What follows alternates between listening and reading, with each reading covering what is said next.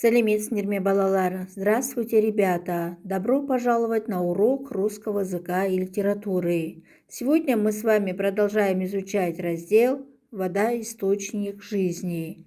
Урок номер 59. Тема сегодняшнего урока – «Берегите воду». Сегодня на уроке вы будете рассуждать о проблеме экономии водных ресурсов. Научитесь употреблять предложения с междометиями и словами «да», «нет» в устной и письменной речи. Верите ли вы, что в конце XIX века горожанину хватало 1,5 ведра воды в сутки и на мытье, и даже на тушение пожара? Нынешняя норма свыше 18 ведер, то есть 220 литров. На деле мы и в эту норму не укладываемся, расходуя 30-40 ведер на человека. Упражнение номер 1. Прочитайте, что вы узнали из текста. Какими особыми словами, которые не относятся ни к самостоятельным, ни к служебным частям речи, можно выразить свои чувства и настроение после полученной из текста информации? Несильная струя воды заполняет 12-литровое ведро за минуту. Вы простояли под душем 5 минут, 60 литров воды убежали в канализацию. Этого хватит, чтобы аккуратно вымыть слона. Струйкой толщиной со спичку литровая банка наполняется за 3 минуты. Этот эксперимент позволяет установить, что за сутки из неисправного крана утекает минимум 500 литров.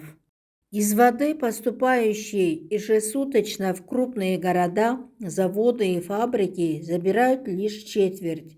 Столько же идет в столовые, детские сады, больницы, остальное в жилые дома. А ведь экономить воду без всякого гигиенического ущерба совсем несложно. Скажем, зубы после чистки можно прополоскать из стакана, закрыв кран. Экономия 5 литров воды за одну чистку зубов. Карточка информатор. Горожанин, житель города. Ежесуточно тәулік бойы. Из этого текста я узнал, что много воды утекает в никуда. Мы должны бережно обращаться с водой, чтобы сэкономить ее расходы. Правила. Междометия отделяются от следующего за ними предложения или его части запятой. Если находятся в середине предложения, то 2 запятыми. А когда произносятся с особой силой, то после них ставится восклицательный знак. Например, «Ах, как это солнце ярко!»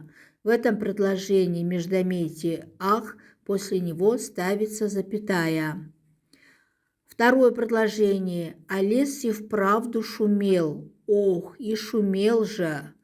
Междометие «ох» стоит в середине предложения. С 2 сторон выделяется запятой.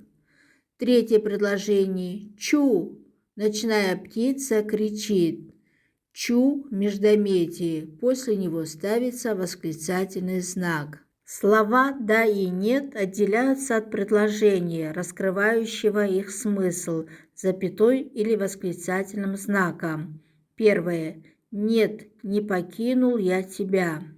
В этом предложении после слова «нет» ставится запятая. Второе предложение «да, время летит очень быстро». В этом предложении после слова «да» ставится восклицательный знак. Частица «о», стоящая при словах «да» и «нет», запятыми от них не отделяется. Например, «о нет, то белеет туман над водой». Упражнение номер 2. Спешите, расставляя знаки препинания и подчеркивая междометия и слова «да» и «нет». Первое предложение. «Эх ты, запятая, море мое штормовое». О, запятая, сколько раз я милым называл суровый берег. В этом предложении междометие «эх». Второе предложение. Ах, запятая, это злая старуха осень. Лицо нахмуря ко мне стучится. В этом предложении междометие «ах». Третье предложение «ух, запятая, жарко». В этом предложении междометие «ух». До полдня грибы собирали. Четвертое предложение. Вокруг была лишь темная тайга да темная ночь. Пятое предложение. О, нет, запятая, кого бояться мне. Шестое предложение. Короткий сон не освежил его, запятая, нет. Седьмое предложение. Да, запятая, через час мы знали все. Восьмое предложение. Да, запятая, верь ему. Упражнение номер 3. Спишите предложение. Укажите междометие, выражающее а. Чувство, б. Побуждение. Первое предложение. Ах, как я устала. Междометие ах выражает чувство. Второе предложение. И крикнул Ромка. Междометие «и» выражает побуждение. Третье предложение. «Браво! Браво!» – воскликнула Надежда Александровна и захлопала в ладоши. Четвертое предложение. «Ой ты, Волга, родимая Волга, кто не любит твоих берегов?» Междометие «ой» выражает чувство.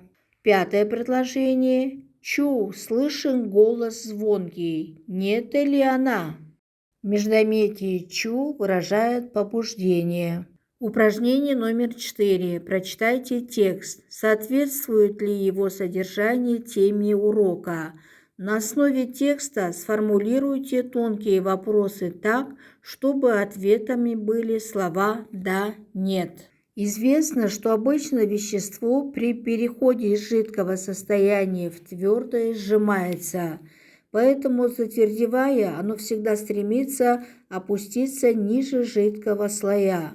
Вода не подчиняется этому правилу. Лед держится на поверхности.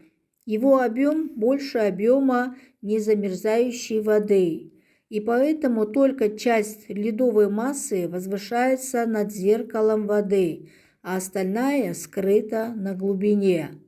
Способность воды расширяться при замерзании спасает нашу планету от оледенения.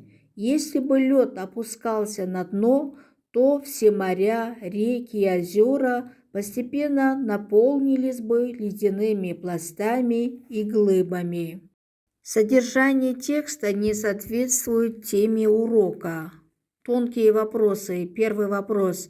Расширяется ли обычно вещество при переходе из жидкого состояния в твердое? Нет. Второе. Тонет ли лед в воде? Нет. Третье. Объем льда больше объема незамерзающей воды? Да. Спасибо вам за урок. До следующей встречи.